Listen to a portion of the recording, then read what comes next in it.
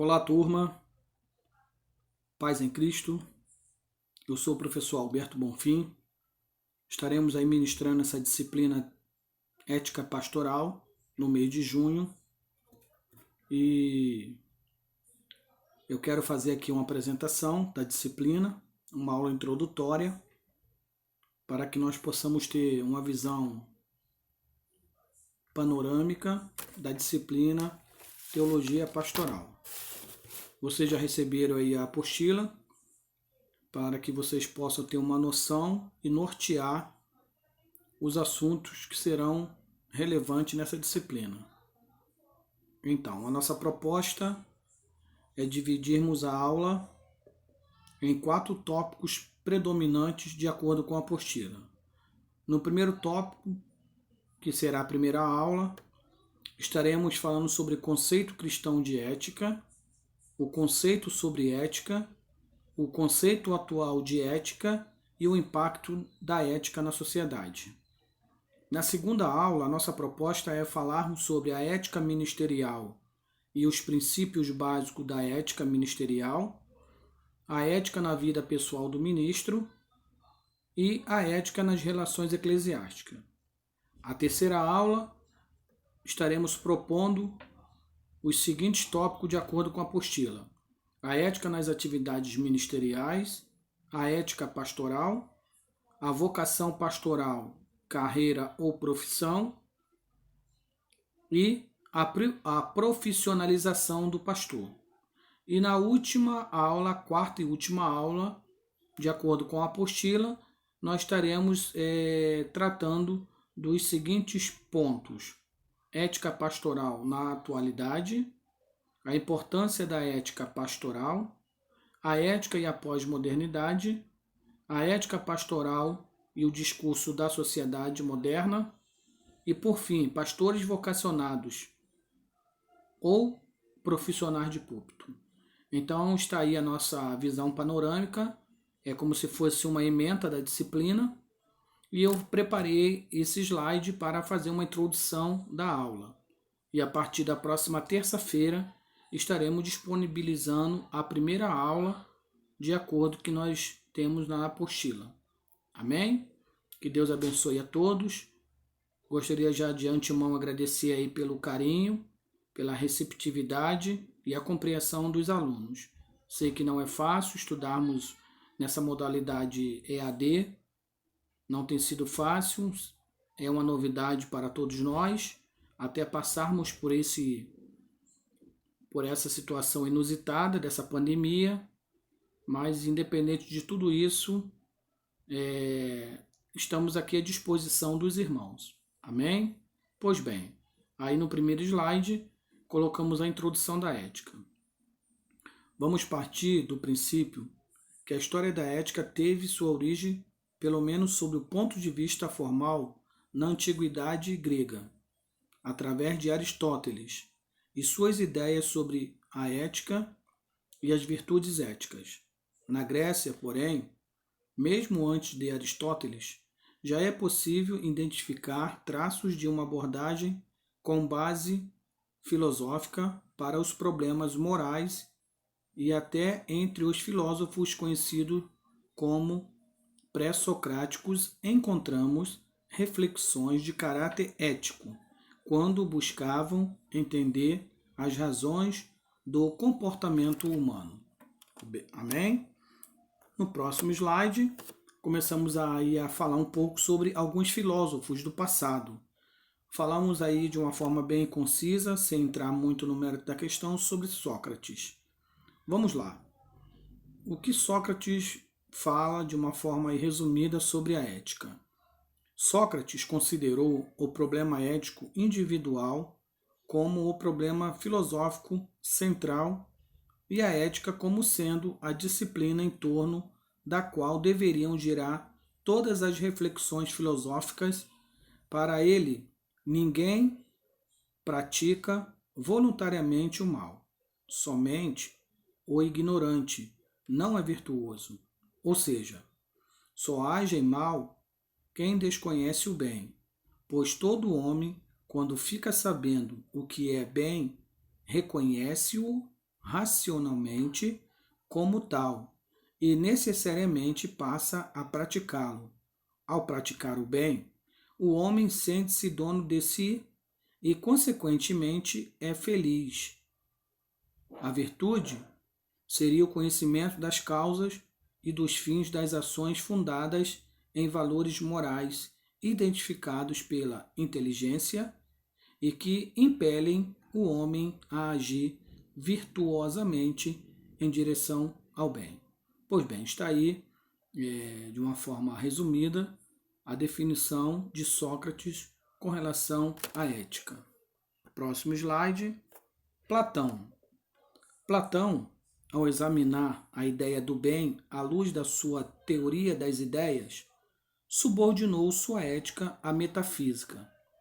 Sua metafísica era a do dualismo entre o mundo sensível e o mundo das ideias, permanentes, eternas, perfeitas e imutáveis, o que constituíam a verdadeira realidade e tendo como cume a ideia do bem, divindade, artífice ou demiurgo do mundo, Para Platão, a alma, princípio que anima ou move o homem, se divide em três partes: razão, vontade e apetite. A ética de Platão está relacionada intimamente com sua filosofia política, porque para ele a polis é o terreno próprio para a vida moral. Assim, ele buscou um estado ideal, um estado modelo, utópico, que era constituído exatamente como o ser humano. Amém? Próximo slide. Vamos falar aí sobre um pouco de Aristóteles com relação ao conceito de ética. Aristóteles não só organizou a ética como disciplina filosófica, mas além disso, formulou a maior parte dos problemas que mais tarde iriam se ocupar, os filósofos morais. Por exemplo, relação entre as normas e os bens, entre a ética individual e a social, relações entre a vida teórica e prática, classificação das virtudes e etc. e tal. Sua concepção ética privilegia as virtudes, tais como justiça, caridade e generosidade, tidas como propensas tanto a provocar um sentimento de realização pessoal, aquele que age, quanto simultaneamente beneficiar a sociedade em que vive. A ética aristotélica busca valorizar a harmonia entre a moralidade e a natureza humana, concebendo a humanidade como parte da ordem natural do mundo, sendo, portanto, uma ética conhecida como naturalista. Segundo Aristóteles, toda a atividade humana, em qualquer campo, tende a um fim que é, por sua vez, um bem. O bem supremo ou sumo bem, que seria resultado do exercício perfeito da razão, função própria do homem. Próximo slide. Então, nessa aula introdutória, nós observamos então que a questão da ética ela é um assunto que sempre foi questionada no passado. Observamos que alguns filósofos, dentro do contexto histórico, ele conceituaram sobre ética. E agora nós vamos ver aí a etimologia da palavra, né? A definição da palavra ética. Pois bem, definindo ética. Ética vem do grego ethos, que significa costume, disposição, hábito, ponto. Ética é, na prática, a conduta ideal e reta esperada de cada indivíduo. É o estudo dos deveres do indivíduo, isolado ou em grupo, visando a exata conceituação do que é certo e do que é errado. Pelo que podemos dizer que a ética é a ciência que norteia o comportamento humano. O termo ética aparece várias vezes no Novo Testamento, significando conduta, comportamento, porte e compostura. Então nós encontramos aí que a palavra ética ela tem seus sinônimos, né? Como conduta, comportamento, porte e compostura, ok? Continuando no próximo slide. A partir daqui, desse slide, eu gostaria de apresentar algumas abordagens éticas, né? Ou algumas visões. E aí eu destaquei aí, dentre várias, algumas visões ou abordagens éticas, tais como o antinomismo, o que prega ou o que ensina o antinomismo. Ele diz o seguinte, de uma forma bem resumida, tá, irmãos? Não posso me aprofundar muito porque é uma aula introdutória e uma visão panorâmica.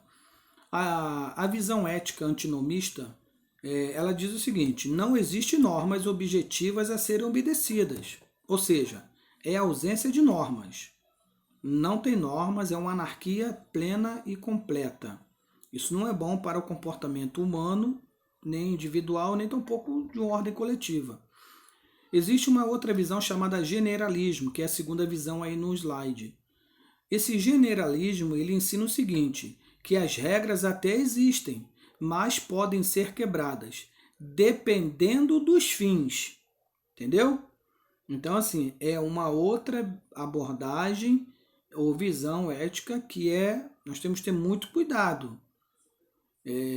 Tudo bem, se regras podem ser quebradas, também as consequências deverão ser admitidas, né? Enfim, existe a segunda visão ou abordagem, situacionismo. Essa visão ela diz o seguinte, o certo e o errado depende da situação. Na verdade, é um meio termo entre o antinomismo e o generalismo. Então, dependendo da situação, uma coisa pode ser certa, a outra pode ser errada. Entendeu? Existe aí a visão absolutista, né, da ética, uma ética absoluta. Né? Ou seja, essa visão ela diz o seguinte, todos estão debaixo das normas da lei de Deus. A quebra desta lei resulta em transgressão. Então, essa é uma visão boa.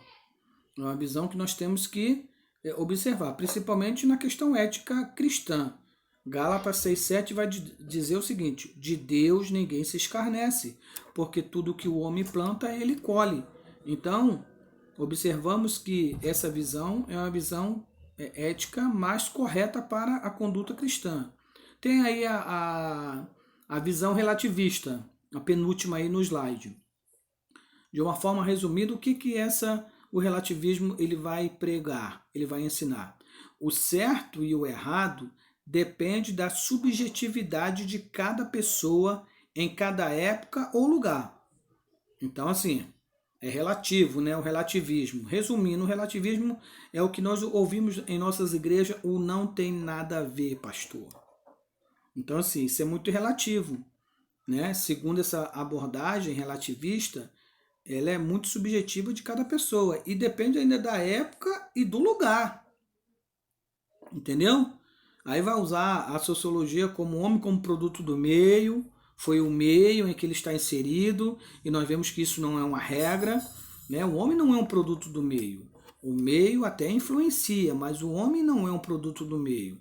Quer um exemplo? Eu vou te dar. Adão pecou no melhor ambiente do mundo. O meio que ele estava era um lugar bom, lindo e maravilhoso, o Éden. Jesus, em contrapartida, vence o diabo no pior ambiente do mundo, no deserto. E por último, para encerrar aí a abordagem ética ou visões éticas, o chamado hedonismo, né? O que o hedonismo ele vai pregar, ele vai ensinar? Que o que dá prazer, isso é certo para ele, sem se preocupar com culpa, pecado ou convenção social. Então os hedonistas, eles pregam a busca do prazer. O que dá prazer, para ele está certo. Se vai ferir princípios, se é imoral, se é amoral, eles não estão preocupados. Então nós temos que ter cuidado com algumas abordagens éticas dentro da sociedade em que nós estamos inseridos, ok? Vamos para o próximo slide, como aula de apresentação ainda. Agora, a partir daí, eu vou falar sobre fundamentos da ética cristã. Então, vamos recapitular. Eu fiz uma apresentação sobre a questão ética, a história, o contexto histórico. Observamos alguns filósofos do passado, né? Como Platão, Aristóteles, né? E etc. e tal. Depois nós falamos aí no segundo momento sobre algumas abordagens ou visões de ética, que nós temos que ter muito cuidado ao abraçar ou adotar essas abordagens éticas dentro do nosso meio cristão. E a partir daqui agora, eu vou dar uma visão panorâmica sobre a ética cristã, né? E falar sobre um pouquinho de ética dentro de uma visão cristã. Aí eu destaco aí dentro do fundamento da ética cristã, a primeira ética é teocêntrica, de teocracia, Deus no governo. Ou seja, a ética teocêntrica, ela está fundamentada na revelação de Deus e sua vontade, que está nas Escrituras. A questão básica é o que Deus quer de nossas vidas. E isto está declarado em sua palavra em Miqueias 6:8 e Deuteronômio capítulo 8. Destaquei aí embaixo em negrito, né, o texto de Miqueias 6:8. Miqueias é um profeta menor, né, no período ali da antiga aliança, e ele vai declarar o que é que ele te mostrou, ó homem, o que é bom e o que o Senhor exige, que pratiques a justiça, atributos morais de Deus no homem. Tem a ver com ética, conduta ideal e correta. Ames a fidelidade e ande humildemente com o seu Deus. Aí eu usei aí a NVI, Nova Versão Internacional. Observa-se que os passos para o homem estar com Deus primeiro são de ordem social, depois de ordem espiritual. Se nós pegarmos o caminho inverso desse versículo, para andar com Deus, o homem precisa primeiramente ser fiel, fidelidade, crer, sinônimo de fé, e praticar a justiça, ser justo, porque não adianta viver uma conduta imoral ou amoral e dizer que está com Deus. Então, a ética teocêntrica, ela está fundamentada na revelação de Deus e na sua vontade, que é a sua palavra. Amém? Próximo slide. Vamos tratar aí da ética cristã. Vamos ver aqui. A ética cristã está condicionada a Cristo, em quem encontramos a mais perfeita revelação da vontade de Deus. Conduta correta nos torna imitadores de Cristo e deve resultar na transformação conforme a sua imagem. Está aí os textos sagrados. Aconselho que os irmãos façam leitura dos textos para que vocês possam entender a nossa ideia. Uma ética que nos torna apenas diferente do mundo, mas não nos aproxima da imagem de Cristo, não é cristã, irmã. E aí eu coloquei aí 2 Coríntios 3,18. Depois vocês dão uma lida. Porque a Bíblia vai dizer também, em 1 de João 2,6, aquele que diz que estar nele, em Cristo, tem que andar como ele andou. Cristo não foi politicamente correto, ele foi eticamente correto. A conduta ideal e correta se esperava, a ponto dele ser até mesmo criticado. E ao mesmo tempo que ele era criticado pelos seus oponentes, ele também era elogiado pela sua conduta. Próximo, ética evangélica, né? Gospel. As nossas atitudes revelam às pessoas o que Deus fez em nossas vidas e o amor dele, de Deus, pelo ser humano. O mundo não está capacitado para discutir as nossas doutrinas, mas pode avaliar tranquilamente as nossas atitudes. O que fazemos fala tão alto que as pessoas não podem ouvir o que falamos. As pessoas precisam ver o evangelho em nossas vidas. Pois bem, aqui nós temos que dar uma batida, né? Nos chamados gospel. Alguns seres de uma sociedade em que nós estamos inseridos se dizem cristão ou evangélico, mas a conduta deles, não estamos aqui criticando ninguém, entretanto, não estamos falando de impecabilidade, o que nós estamos tratando é de transformação. Zaqueu, ele foi um exemplo, né, de transformação, de mudanças de caráter. Se em alguma coisa tenho defraudado alguém, restituirei quadruplicadamente. Vemos aí uma transformação. Não é da noite para o dia, mas entretanto, as nossas atitudes revelam quem nós somos. Tá aí o versículo bíblico para você ler, Mateus 5,16. Temos que ser sal da terra e luz do mundo. Temos que deixar que as propriedades do sal elas sejam reconhecidas diante da sociedade. Temos que brilhar a nossa luz, independente do ambiente ou da sociedade que estivermos inseridos. Os irmãos há de concordar comigo, a exemplo de José no Egito, a exemplo de Daniel na Babilônia. E nós também podemos fazer a diferença na escola, na faculdade, na empresa, dentro da família, dentro da congregação, dentro da comunidade cristã. Amém? Não estou tratando de impecabilidade, estou tratando de conduta, de transformação em nossas vidas. Ok? Próximo. Agora eu vou falar da ética imutável. A ética é imutável. Os princípios morais estabelecidos por Deus em sua palavra são válidos para todas as épocas, sendo um referencial para os cristãos que vivem numa sociedade em constante mudança. Então está aí. A ética teocêntrica e cristã ou evangélica, ela é imutável. Deus é o mesmo Deus de Abraão, de Isaac, de Jacó, de Paulo e Deus da igreja do século XXI. Né? Tiago diz que não há sombra de variação, não há sombras inconstantes. Deus é o mesmo. Ele perguntou a Jeremias, o que vê? Vejo uma vara. Viste bem, Jeremias, porque eu zelo pela minha palavra. Jesus chega no Novo Testamento, ele vai dizer o seguinte, passarás os céus e a terra, mas a minha palavra não passará. Amém? Então, assim, a ética cristã, ela está fundamentada em todas essas éticas que nós acabamos de colocar aí para os irmãos. A nossa ética não é filosófica, não está baseado por época, do século XVIII foi um, XIX outra, XX outra e XXI outra ainda. A nossa ética é imutável, está inserida, fundamentada na palavra de Deus. Não somos impecáveis, mas temos uma regra de fé e de conduta para vivermos nessa sociedade. A ética absoluta, né? Só existe um que é absoluto, é o nosso Deus. Quando eu falo de ética absoluta, aí eu digo o seguinte, todos os homens estão debaixo das normas da lei de Deus. E a quebra desta lei se constitui transgressão, sinônimo de pecado, resultando em pecado. 1 João 3,4. Os homens são pecadores por não viverem de acordo com esta lei universal. Tá vendo? Não é porque nascemos pecadores que vamos permanecer no pecado. Romanos capítulo 6 diz, portanto, agora o pecado não terá domínio sobre vós. Então, os que procuram viver debaixo dessa lei universal, absoluta, imutável, ética cristã, teocêntrica, verdadeiramente, estes vivem de acordo com a vontade de Deus. Amém? Está aí o texto de Romanos 3,22, façam leitura dos demais versículos sugeridos.